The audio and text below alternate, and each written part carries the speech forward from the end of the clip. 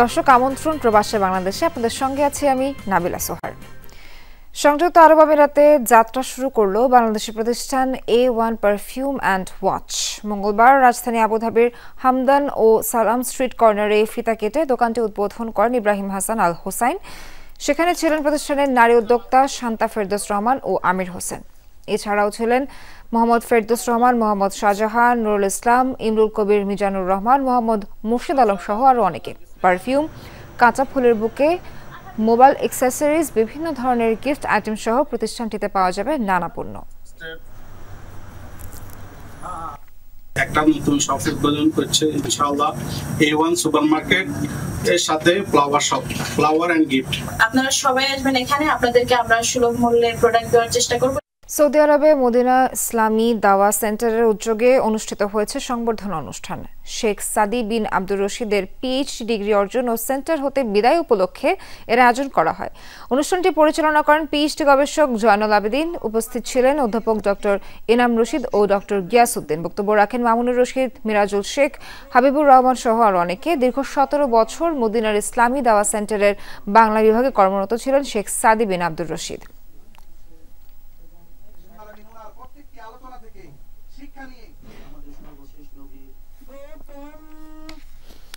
ইসরায়েলের কারাগার থেকে মুক্ত হয়েছেন মানবাধিকার কর্মী ও আলোকচিত্রী শহীদুল আলম। তেল আবিব থেকে তুরস্কে পৌঁছেছেন তিনি।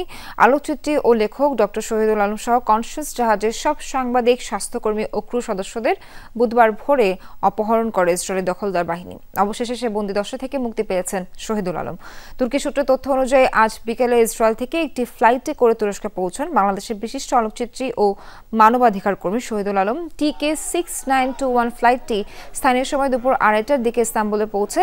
তুরস্কে বাংলাদেশের রাষ্ট্রদূত মোহাম্মদ আমানুর রহমান জানান, আগামীকাল সকাল 4:55 শহীদুল আলম ঢাকায় পৌঁছাবেন বলে আশা করা যাচ্ছে। তার মুক্তি ও প্রত্যাবাসনে ভূমিকায় রাখায় তুরস্কের প্রেসিডেন্ট রিসেপ তাইপ এরদোয়ানের প্রতি কৃতজ্ঞতা প্রকাশ করেছেন প্রধান উপদেষ্টা ডক্টর মোহাম্মদ ইউনূস।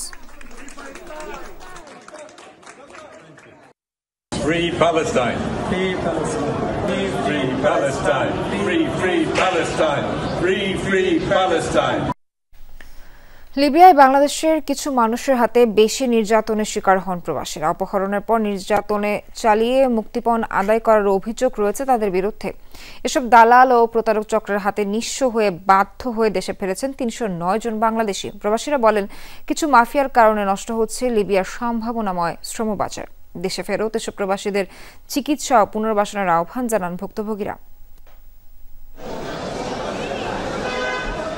টাঙ্গাইলের মধুপুরের বাসিন্দা মোহাম্মদ হাফেজ সচ্ছল জীবনের আশায় 13 বছর আগে পাড়ি জমান লিবিয়ায়। নানা ঘাত প্রতিঘাতের পর শেষ বয়সে ফিরলেন দেশে। শাহজালাল বিমানবন্দরে স্বজনদের পেয়ে আবেগ আপ্লুত হয়ে পড়েন। যদি 20 টাকার কাজ করি 10 টাকা দেয় আর 10 টাকা দেয় না। নিবিড়ে গাড়িতে করে তুলে নিছে, নিয়ে যায় বাংলার কাছে বেচা দিছে। এই বাংলায় 30 লাখ টাকা নিছে। 21 দিন খালি মাইরের ভরা ছিল। হাফেজের মতো লিবিয়া থেকে দেশে ফিরেছেন 309 অভিবাসী।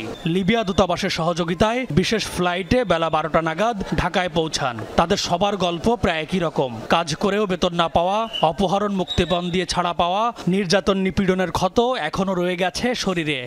বাসা ভাঙে, দরজা ভাঙে তুলে নিয়ে যায় 25 লাখ 30 লাখ টাকা দাবি করে, না দিলে হাত পা ভাঙে ফেলা যায়। 2 বছরের ভিতরে 7 মাসের মতো জেল কাটছি। টাকা গেছে মনে করেন 14-15 লাখ। আমার ধরে নিয়ে গেছে, আমার বিক্রি করে দিচ্ছে এক বাংলায়, আমার বাড়ির পাশাপাশি বাড়ি। এমন অবস্থা করেছে মানুষের মাইরে মাইরে, যাদের তাদের চলাফেরার মতো অবস্থা নেই। আমরা ভয়তে চলে আইছি। 15 লাখ টাকা কন্ট্রাক্ট করে নিছে, নিয়ে আমাকে বিক্রি করে দিছে মাফিয়ার কাছে। বিক্রি করে আমার কাছ থেকে 35 লক্ষ টাকা আদায় করছে। লিবিয়ার শ্রমবাজার নষ্ট করছে স্বার্থান্বেষী একটি মহল।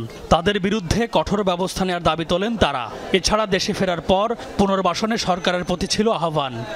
মাফিয়া বেশিরভাগে মাদারীপুর শরীফপুরে।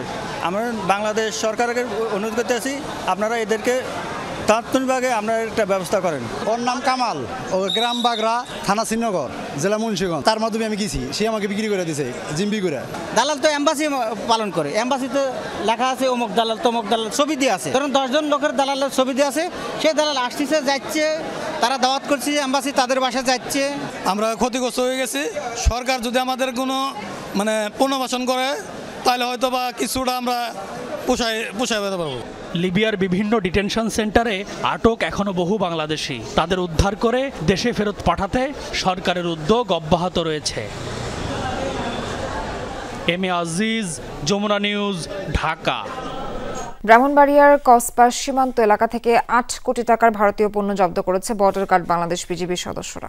শুক্রবার সকালে উপজেলার মইনপুর সীমান্ত এলাকা থেকে ভারতীয় শাড়ি ও চশমা জব্দ করে বিজিবি জওয়ানরা। এসব তথ্য নিশ্চিত করেন ৬০ বিজিবি ব্যাটালিয়নের অধিনায়ক লেফটেন্যান্ট কর্নেল জিয়াউর রহমান। জব্দকৃত পণ্য কাস্টমসে জমা দেওয়ার প্রক্রিয়া চলমান রয়েছে। চোরাচালান রোধে বিজিবির তৎপরতা অব্যাহত থাকবে বলেও জানান তিনি। কক্সবাজারের উখিয়া ও বান্দরবানের নাইখংছড়ির ঘুমধুম সীমান্তের ওপারে মিয়ানমারের তীব্র গোলাগুলির শব্দ শোনা গেছে। স্থানীয়রা জানান বৃহস্পতিবার রাত ১১টার পর থেকে উখিয়ার বিভিন্ন সীমান্ত এলাকায় গোলাগুলির শব্দ ভেসে আসে। এতে আতঙ্কিত হয়ে পড়েন তারা। বিজিবি জানায় পরিস্থিতি পর্যবেক্ষণ করছে তারা। সতর্কতার পাশাপাশি বৃদ্ধি করা হয়েছে নজরদারি। সাম্প্রতিক সময়ে সীমান্ত এলাকায় নিয়ন্ত্রণের পাশাপাশি আধিপত্য বিস্তারে আরাকান আর্মির সাথে লড়াইয়ে নেমেছে আরসা, আরএস ও সহ রোহিঙ্গাদের আরও কয়েকটি সশস্ত্র সংগঠন। মিয়ানমারের বিবাদমান এসব সশস্ত্র গোষ্ঠীর মধ্যে একাধিকবার সংঘাতের ঘটনা ঘটেছে।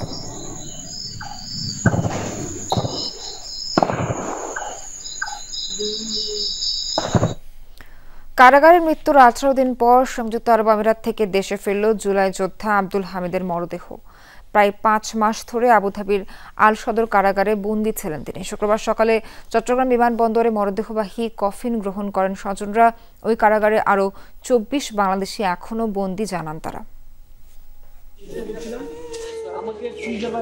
আবুধাবি থেকে আব্দুল হামিদের মরদেহ নিয়ে বাংলাদেশ বিমানের ফ্লাইট চট্টগ্রাম শাহ আমানত আন্তর্জাতিক বিমানবন্দরে পৌঁছে সকাল 10টার দিকে।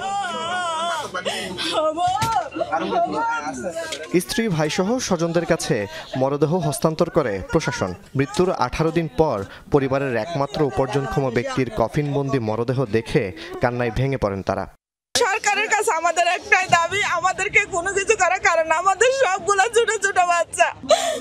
উনি তো চলে গেছে, আমাদের এখন আর কিচ্ছু নেই, আমরা নিঃস্ব।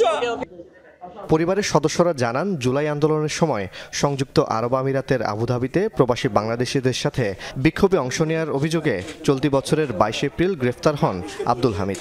এরপর থেকে আবুধাবির আল সদর কারাগারে বন্দী ছিলেন। গত ২২ সেপ্টেম্বর কারাগারে মৃত্যু হয় তার। দেশবুদ্ধি যদি দেশে চলে আসে, আমরা ৩৫,০০০ টাকার চেক হচ্ছে প্রবাসী কল্যাণ দেশ থেকে, এয়ারপোর্ট থেকে ৩টা বিমানবন্দর থেকে সেটা আমরা দিয়ে থাকি। হ্যাঁ, এবং পরবর্তীতে ৩ লক্ষ টাকা যেটা আছে সেটা হচ্ছে পারিবারিকভাবে। সেই কারাগারে আরও ২৪ জন বাংলাদেশি কারাবন্দী আছে জানিয়ে তাদের মুক্ত করার চেষ্টা না করায় ক্ষোভ প্রকাশ করেন স্বজনরা। প্রত্যেকটা রাজনীতিবিদের কাছে আমরা গেছি, তো আমরা আসলে কোনো সাহায্য সহযোগিতা পাইনি ওনাদের কাছে, কারো কাছ থেকে পাইনি। আমরা হতাশাগ্রস্ত। যদি সাহায্য সহযোগিতা পাইতাম তাহলে আজকে আমাদের একটা ভাই লাশ হয়ে ফিরত না। আজকে দেখেন, এই যে ১ বছর ২ মাস সরকার আমাদের ভাই ২৫ জনকে নিয়ে আসতে পারে নাই। আজকে আমরা বৈষম্যের শিকার। এই ২৫ জন থেকে আজকে একজন মৃত্যুবরণ করছে। এই ২৫ জন ভাইকে আমি নিজের আমার হাতে রাখি আসছি। আমি যখন জেলে ছিলাম, আল সদর জেলের মধ্যে, এদেরকে নিয়ে আসছে 2 সপ্তাহ পরে। আমি বলছি তোমরা টেনশন করে ইনশাল্লাহ চলে যাবে, কিন্তু আমরা এখানের মধ্যে বিভিন্ন উপদেষ্টার সাথে দেখা করার পরেও এদের থেকে তো রেসপন্ডেন্সের পাইনি। আব্দুল হামিদের বাড়ি রাউজানের নোয়াপাড়ায়। জোবায়েত ইবনে শাহাদাত, যমুনা নিউজ, চট্টগ্রাম। দ্বিতীয় লেগের ম্যাচ খেলতে হংকংয়ে পৌঁছেছে বাংলাদেশ দল। এর আগে শুক্রবার দুপুরে ঢাকা ত্যাগ করে ক্যাবরেরা শিষ্যরা। অধিনায়ক জামাল ভাইয়া মনে করেন তাকে সবশেষ কয়েক ম্যাচে না খেলানো কোচের ভুল সিদ্ধান্ত। তিনি সহ সুমিত জায়ান্তেরও শুরুর একাদশে দেখতে চান। আশা রাখেন পরের 3 ম্যাচ জয়ের। বাংলাদেশ দলের এয়ারপোর্টে আগমন উপলক্ষে অপেক্ষা করতে করতে পত্রিকা পড়ছিলাম। হংকংয়ের এগেনস্টে বাংলাদেশের এই হারের খবর যে পত্রিকায় লেখা, এই পত্রিকায় তো বাংলাদেশ দলের জয়ের খবরটা লেখা হতে পারত। এই পত্রিকায় বাংলাদেশ দলের অন্তত ড্রটা লেখা হতে পারত। সেই আক্ষেপটা গণমাধ্যমের যেমন আছে, দর্শকদের যেমন আছে, হামজা সমিতদেরও আছে। সেই আক্ষেপ নিয়েই তারা হংকংয়ের পথে। এই আফসোস সঙ্গী করেই দ্বিতীয় লেগের জন্য হংকংয়ের উদ্দেশ্যে জামালদের যাত্রা। আফসোসটা বেড়েছে শেষ মুহূর্তে ৩-১ পিছিয়ে থাকার পর মোরসালিন সমিতের গোলে বাংলাদেশ দল যখন সমতায়। আনন্দের সেই ঘোর কাটতে না কাটতেই বিষাদের বেদনা। দর্শকদের কণ্ঠে আক্ষেপও ঝরেছিল, ইস জামাল, সমিত, জায়ানরা যদি শুরু থেকেই খেলতেন। দর্শকদের আক্ষেপ স্পর্শ করেছে বাংলাদেশ ক্যাপ্টেনকেও। আপনি যে সেকেন্ড হাফে যে খেলাটা খেলেছেন, আপনার কাছে মনে হয় কি না যে কোচ যে ডিসিশনগুলো আপনার ক্ষেত্রে লাস্ট কয়েক ম্যাচে নিয়েছে এটাকে ভুল প্রমাণ করেছেন? আমি তো বলবো আমি যখন না খেলি এটা তো ভুল, এটা আমি বলবো। তো আমি তো আসলে আমি সব ম্যাচ খেলতে চাই, but end of the day যেটা খেলবে এটা কোচের ডিসিশন। বাট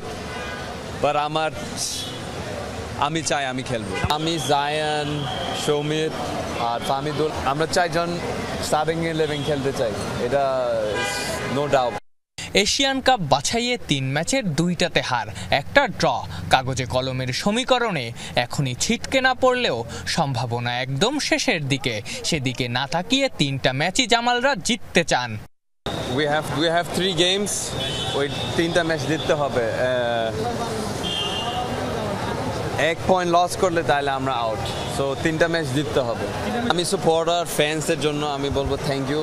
আপনারা সবাই মানে ভালো সাপোর্ট দিছে, কিন্তু আমরা এটা আসলে আমরা দিতে চাইছি 3 পয়েন্ট, বাট এটা আমরা দিতে পারি না। বাট ইনশাল্লাহ আরও 3টা ম্যাচ আছে, সো ইনশাল্লাহ আমরা দিব কিছু। আজ হংকং পৌঁছে আগামীকাল থেকে অনুশীলন শুরু করবেন হামজা, সৌমিত্রা। 11, 12, 13 এই 3টা প্র্যাকটিস সেশন শেষে তারা লড়বেন মূল মহারণের জন্য। আফনান পিয়াল, যমুনা স্পোর্টস, ঢাকা। দর্শক, এখানেই শেষ করছি প্রবাসে বাংলাদেশের আজকের আয়োজন। সঙ্গে থাকার জন্য ধন্যবাদ সবাইকে।